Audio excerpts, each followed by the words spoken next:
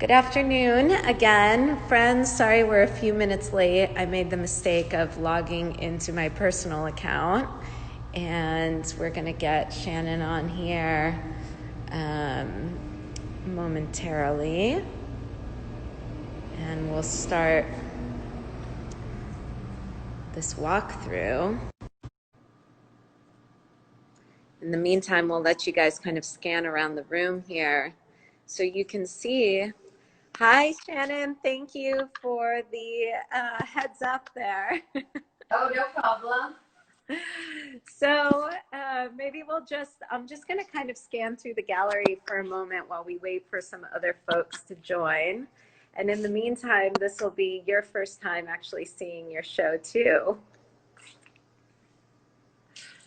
Not just in pictures, but we put this great piece right by the door. And for friends who haven't been to the gallery before, this is our main gallery, which is where Shannon's show is. There's 3 different gallery spaces here.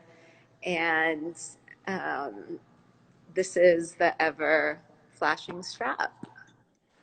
We'll just do kind of a quick scan. And we see a bunch of friends joining. And in a couple seconds here, we'll start chatting about the work. It looks great.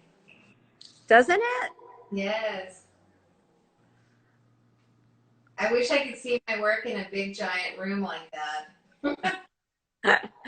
Actually, in person, instead of just being in images, this is one of Yeah. my favorite pieces. All right, so I'm gonna flip this around real quick and just say hi. So Shannon, how you been since we chatted last? Pretty good. Pretty good. I have to admit, I feel kind of on half mast. Like half of me feels like playing hooky right now because I don't know the future. Like I know we're going back to life at some point, but I'm just taking advantage of it a little bit and like spending more time outside and taking a lot longer dog walks. But I'm trying to paint as much as I can, just a little slower than usual, which is probably my arm. So I think that that's totally acceptable. And I feel like the one positive of this whole situation is that we can take a little bit of time to appreciate each other and the good things in our lives and the sort of positive aspects of being home and having a reason to take some time. So I'm gonna flip you around again. And what I'm thinking, because we've already had sort of a chat that for everyone that didn't get to see it, we're gonna be putting it up on the website soon.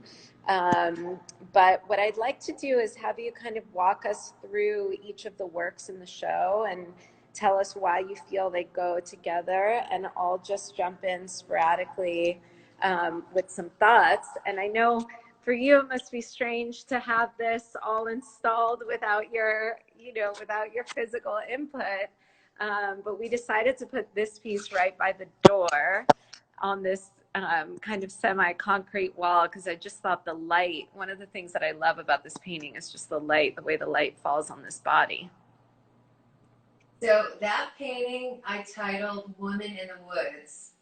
Um, and I think I really tend to not want to have to title the paintings. I think I like to more as just like references, um, because I don't want to add more with the title isn't already there. I think we talked about that when we had a studio visit. I really like putting everything visual so that if you found trash, you need like a reference to like see it a certain way. Um, but Woman in the Woods, I don't know. The thing, like when I objectively looked at it, I didn't have some, you know, preconceived notion of what this is going to mean. Like I said before, it's like a response when I have an image, what I call just right. It just means that it feels right to me. Like it challenges me. I get excited by it. I don't feel like I'm failing in some way or it's too obvious, if that makes sense. Obviously it's like shiny latex type pants. So I didn't really want to reference, BDSM Yeah. clubs, which this point aren't even edgy anymore, to be honest. Not that I'm trying to always be edgy, but I think I have that from childhood, that trying to push the envelope a little bit. So I probably still do that just with myself, not necessarily like with the world, with an audience, but It's funny because the latex, I feel like the latex in this piece is almost more about a kind of commercialism or sort of like plasticity of the body. To me, it has more of a, you know, Spanx, Kim Kardashian, you know, plasticized figure than it does BDSM, which is about, right? Like something completely different. trying to think of things that it could be about, because like I said, I didn't sort of figure this out beforehand, figure out a story or anything. But that's a great what do you call it, metaphor. But I like that she's in the woods too. I think when you were saying, or when you just mentioned that, I'll talk a little bit about why all these works are together. I just had a show for any of my friends that didn't go, in New York City, and it was all about the home, sort of the, I guess, in a general way, the neuroses inside the home, and it just happens to be images that really fit with, you know, the thing we're all going through right now. Like I had a girl under plastic on her bed, and it's called nap. But I made these years ago, so it's not about what we're all going through specifically, but it was more about interior life. And Mm-hmm. I like that these together because I did all these works, a group of works that was about sort of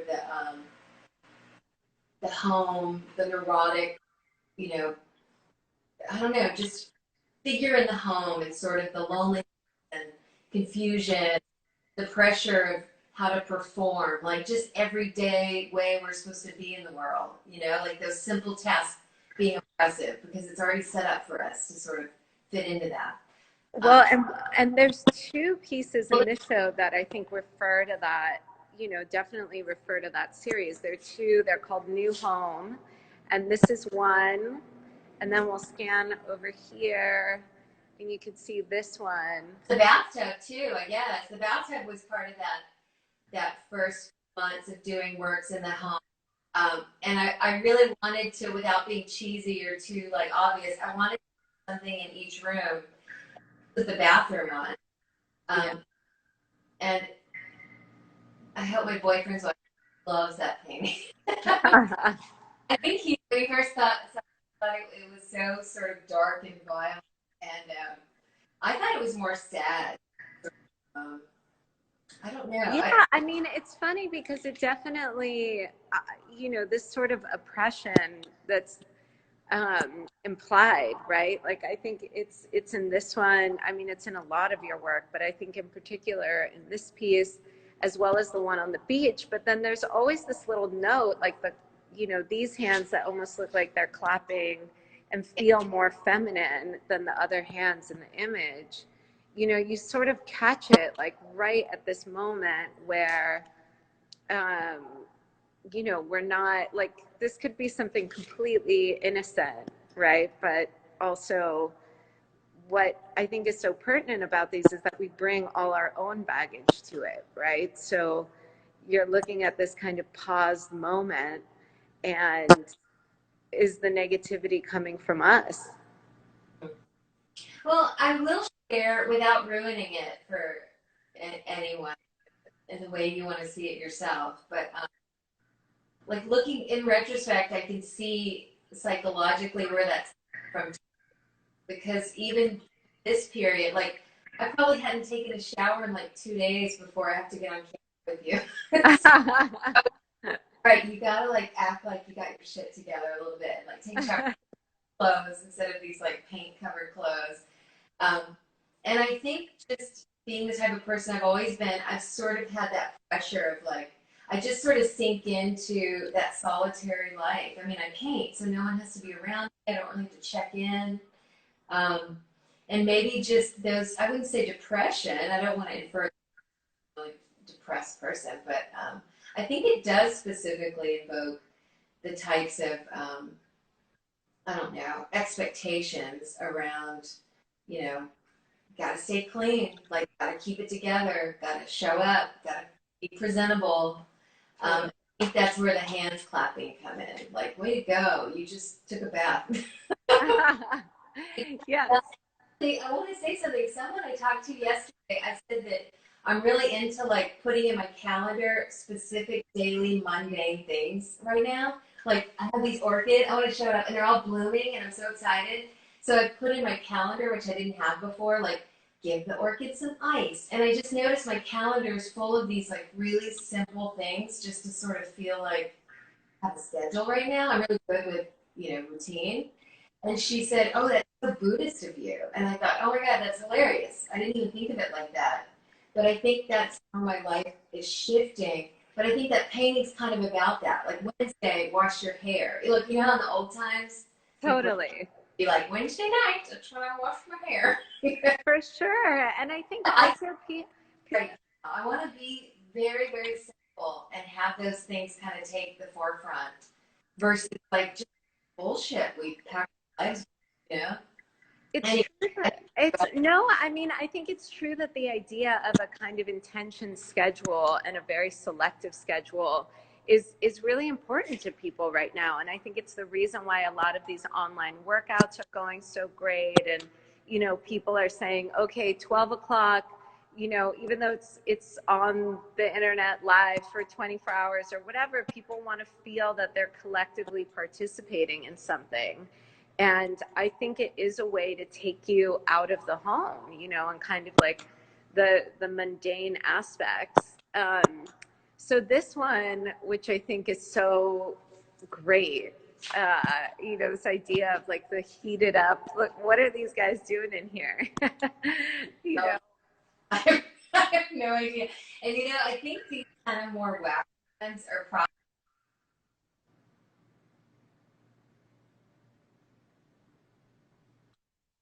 call me. Sorry guys, if I have to decline phone calls, I don't know why they're coming through. This one I think I've said it in a couple of like artist statements. I don't know if anyone ever reads those, but I shared that part of my history is growing up with a schizophrenic father, and even nowadays, but most of my I don't know teenage years through my 20s and 30s, he would have apartments where we would arrange with the landlords to sort of just let him do what he needs to do, and it would involve like furniture turned upside down and just writing all over the wall. And I think visually, I was so influenced by, without even going into the emotional aspects of growing up with something like that, but just visually, like that sort of upside down world, kind of like wacky house sort of for image, sure. just a part of my psyche. So I think like I went into my dad's house one time and he had like a poster in the freezer, and another time like a Bible, Holy Bible in the dishwasher, and each page put on the rack, upright. Amazing. And It's kind of, poetic if you let it be, right? But I think the under in the oven is sort of like, I don't know, maybe it's part of that. for sure. I mean, I think this one to me definitely feels like that. And you were talking about how some of these feel more relevant, or maybe not more relevant, but just relevant in a different way now than they would have a few weeks ago. But certainly this idea of like the absurdity that we can create in our own lives. And I think when somebody is dealing with so much, when somebody themselves, but also when somebody's family is dealing with living with such kind of deep mental illness, the physical manifestation of that becomes so sculptural and absurd. And it's like a Pee-wee's Playhouse, but it plays out through these like more suburban, normalized objects, right? And, having said that, I don't think people need to know that necessarily. I think the feelings that I'm having as a person, even if it's trauma, like growing up around that sort of environment and emotions that it has caused me to have to deal with, I don't think those emotions are any different any human experiencing emotions. Like they're still human emotions. So I think these paintings you don't have to relate to it by having like a schizophrenic or, you know, does that make sense? Absolutely. I mean, Tap into emotions that anyone can relate to. So you were saying exactly. bring our own stuff, like great, that's exactly what I would do.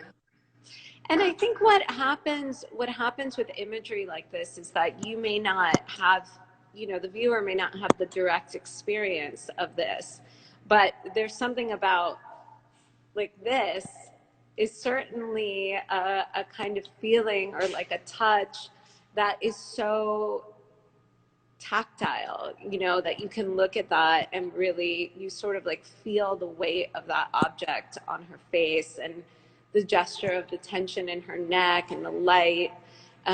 It's a very relatable object, and you inherently put yourself into the painting, both in the darker and the less dark ones. And I think part of the reason for that is that your attention to detail is so wonderful. I want to look over at this painting, which is a little bit different than some of the others in the show.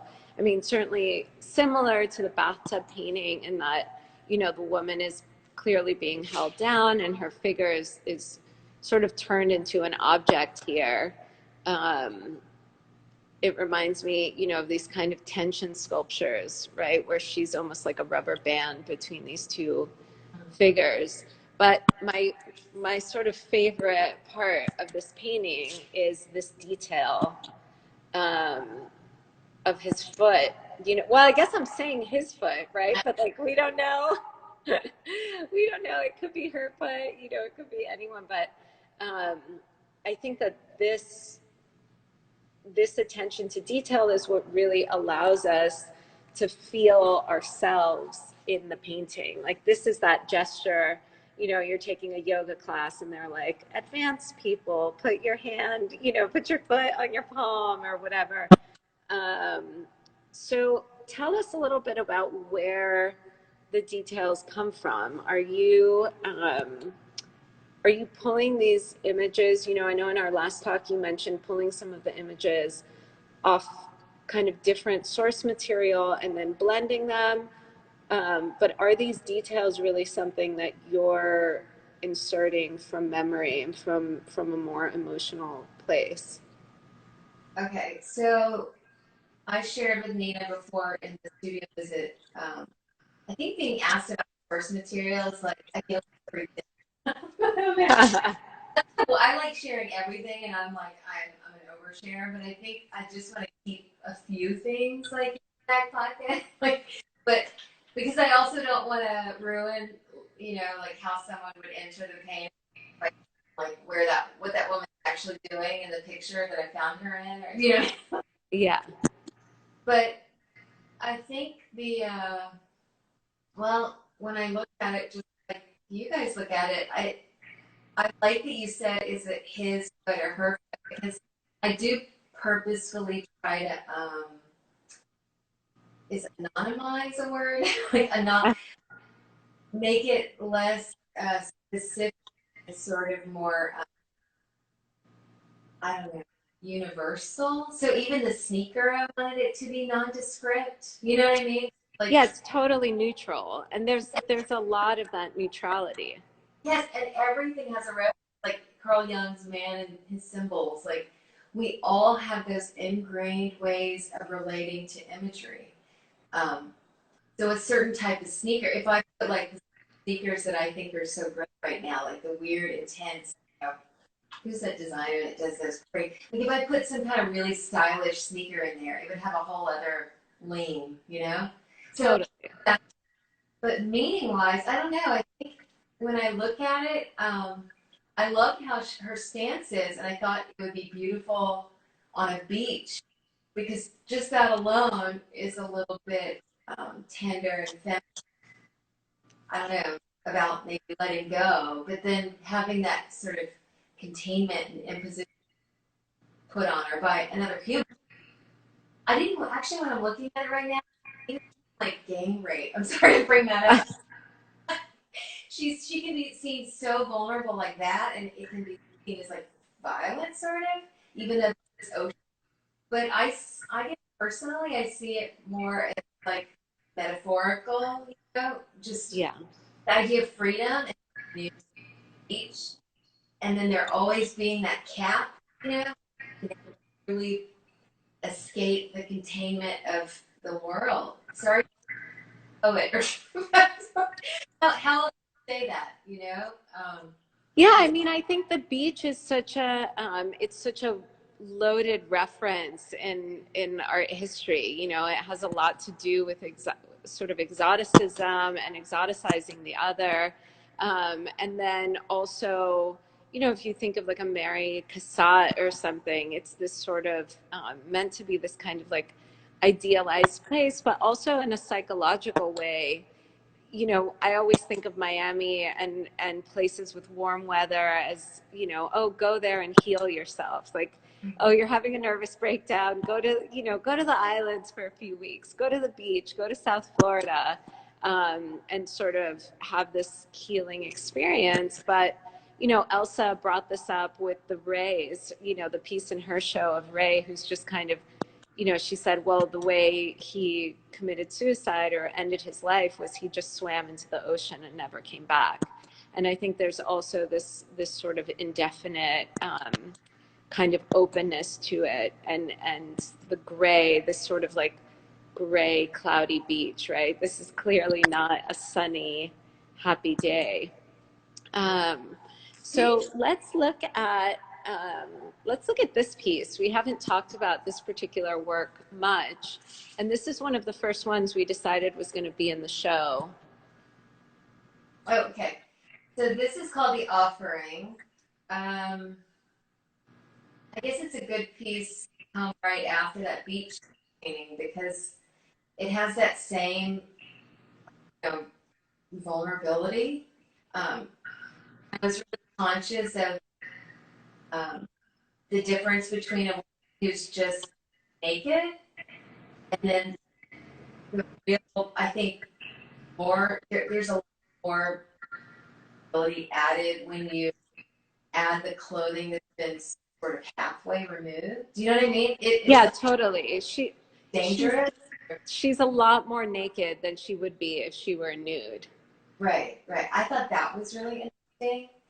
Um, I really, want to show, I'm going to zoom in a little bit to the bra because I think that that is so interesting, the way it's sort of like harnessed around her.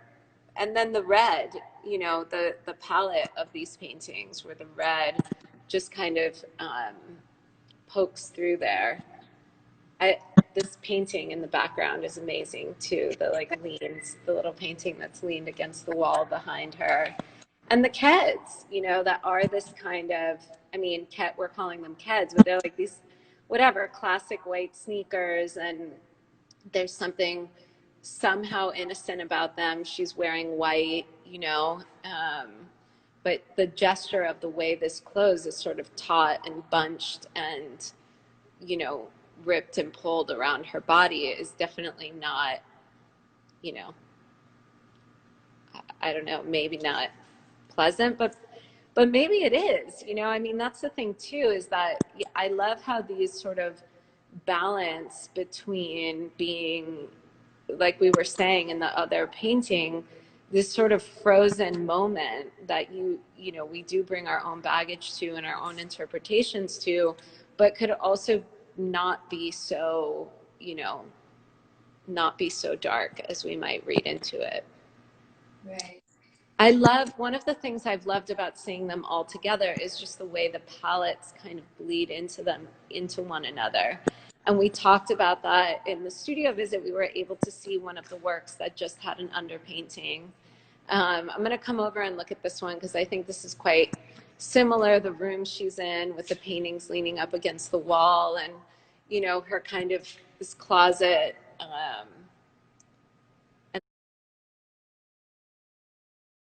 the quilt, I love the way the quilt is rendered. I want people to see this. So that one is called Prayers. And now that I see it, it's so similar. It's so similar. I think the other one in a lot of offering. That's a prayer. So, you know, obviously not necessarily your pants fall down, but like that sort of handstand, obvious prayer gesture. Um, but, you know, I don't know what I was thinking. I think it was a moment of a friend of mine asked me to talk about the past and not to be, I don't know, what's the word? Well, what I told her is I feel like she said it's tacky. I can't remember the word she used. She was like, it's so odd. I thought, really? I realized my reactions were, you know, I was surprised, saying they're so sort of odd.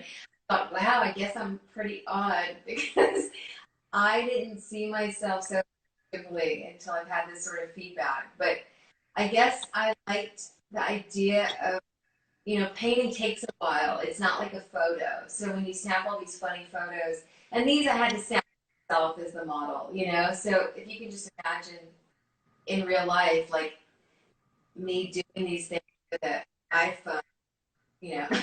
like, So absurd.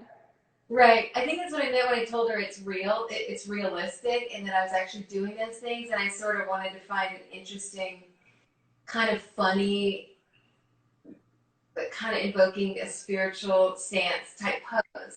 Um, and I think the pants pull down is like the oldest comedic sort of joke, you know, or joke you play on somebody. So I guess pulling your own pants down is like, if I get to it first, nobody can like humiliate me, you know? Like if you can humiliate yourself, it's not humiliation anymore. It's kind of more of a hero, if that makes any sense. Yeah, absolutely. It be in the world, you know? I think the idea that she's in this particular work and in the one with the sneakers, they're offering themselves up. You know, the other characters are not there to sort of hold the figure in place or create the tension. And then this one, I mean, I think what's so wonderful about this painting is we've talked about tension so much, and you know, talk about the character, you know, the character, the figure, whatever you want to call it, sort of creating her own tension. right. I think this is such a wonderful, wonderful example of that. Favor, if you touch on your screen, does your screen like zoom in, like change the lighting so that it would light up? Oh, it doesn't, but I can get closer and I can also pull up an actual image of the painting. Oh, So you know, I don't want to go through the trouble. I didn't know if Instagram would let you do like what your iPhone camera, you know, like get the lighting bright. I was just yeah, it doesn't, but you know what? I'm going to back up a little bit so that you can see it a little more brightly. thank you. Yeah. Well, asking you colors of the strings, since you're going to ask me to talk about um, I think in this one, it's that same saying about first. If I'm her and I want to like sexualize one, like fine by me. There's no directions for like my sex body, women with long hair.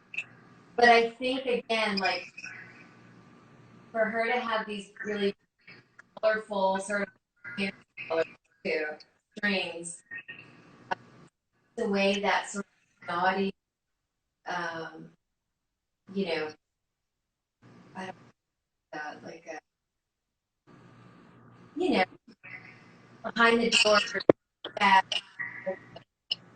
like, I like that it's primarily like, like a game or a string game, you know, like that you play. Yeah. Yeah, totally. This like cats in the cradle or something. Yeah, yeah. So For I like some reason, a picture of those references so that it kind of leaves you in a new spot that's not so familiar, but it's still interesting.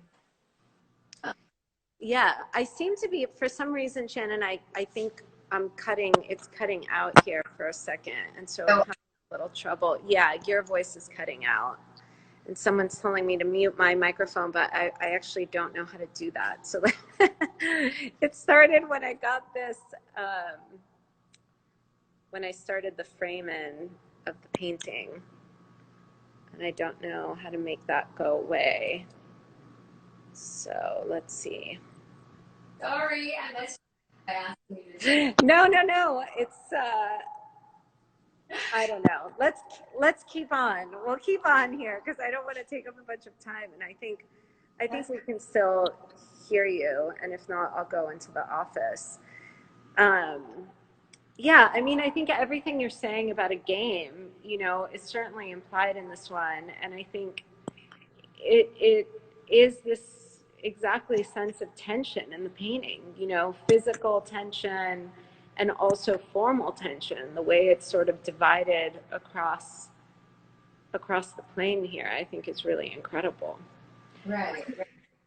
And Let's the possibility also again that she's herself or having some like submitting versus being like gagged and bound by entity. I feel like the playful colors kind of maybe make it seem like she's do it or do it or something. Totally. It reminds me a little bit of this, like, I don't remember if you were a kid and people would say, oh, can you tie the stem of the cherry in a knot? Right. And it's sort of like something that she's, like you said, doing to herself, or like, forcing herself to do, or maybe like not even really paying attention to and just doing as like a nervous habit. It kind of feels like that when you look at the toes, which we've like posted some close-ups of that, and the way the string is braided through her hair. Even that itself, the gesture of braiding and the kind of familiarity of that. And it also deals with this kind of domestic boredom, what you imagine people are doing in their own rooms to occupy their time, particularly right now. So I think, there's two more works that we haven't talked about. So this piece, which was on the invitation, and well, There you go. sorry. We don't want to see me. I keep trying to get rid of that little box and it keeps flipping the screen. But all right, let's look at this one and talk about this for a second, because I think this is such a wonderful image. It's a little more, there's a pop culture reference here, and it feels a little more open. I think there's this great sense of the outdoors and the weather, almost like the weather in this painting, right? You can feel the rain and the sort of humidity. Yeah. So you're saying seem very. I guess the palette I use is so friendly and familiar, sort of airy, that it's got this. I always want to say American, even though it's all American. Just colors are universal. But what's the word for that? Familiar? Familiar, yeah. Yeah, like a simple trench coat, the color red, green in the background. It seems like a sunny, fine day. So I guess that gesture again, um, because of all those elements, it doesn't invoke maybe what we would normally see someone doing that. It could be such a different story I'm telling if I were goth and I had to style her all goth. Yeah, totally. Be like this emo, like really annoying, like obvious. Oh yeah, all the emos are.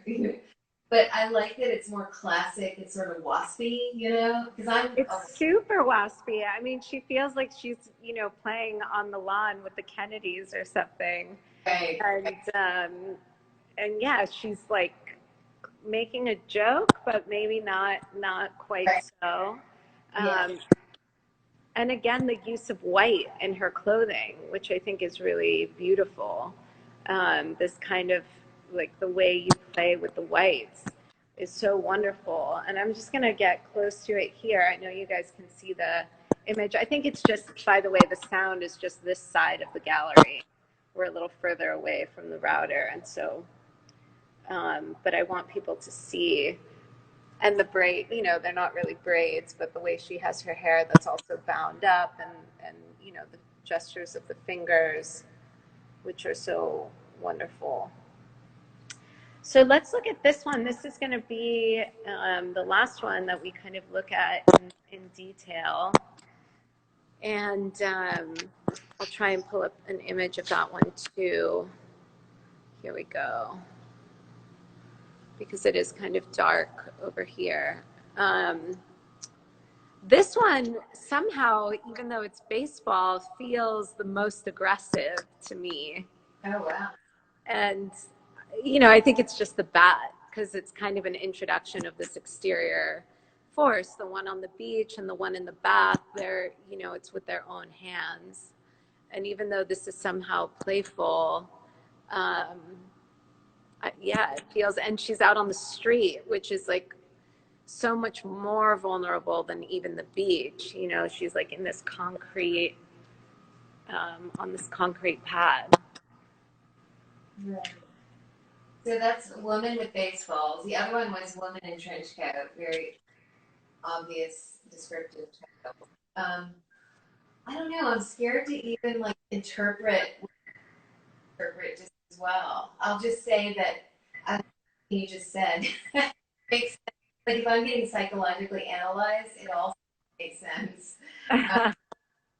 Yeah, you know, now that I look at them one after the next, I feel like I'm sort of repeating the same theme, and I hope that's not boring. But I guess it's good to put different images to express the same sort of feeling, because maybe that's a way to, like, I don't know, have something to keep moving forward towards as an artist. I'm just thinking out loud, but I didn't realize it till now that again, it's like the game somehow counteracts like the danger or the vulnerability or the violence. And not just the game, but like the all-American game. Do you know what I mean? Like the most familiar, you know, takes us back to like good memories in childhood, or most of us, I guess. Um, so I see that. I counter these images so that I gotta create something in the middle that isn't so scary, so sexy, so silly, has elements and comfort. Really comfortable about this to me. It's familiar. It's sort of, I don't know, like home, almost Yeah, it feels, of the new age or something. I don't know. Even though I hate this thing. it definitely feels like, you know, this clearly isn't like a major league ballpark. I think somebody asked about the signage, if there was any significance to the particular lettering that's in the background.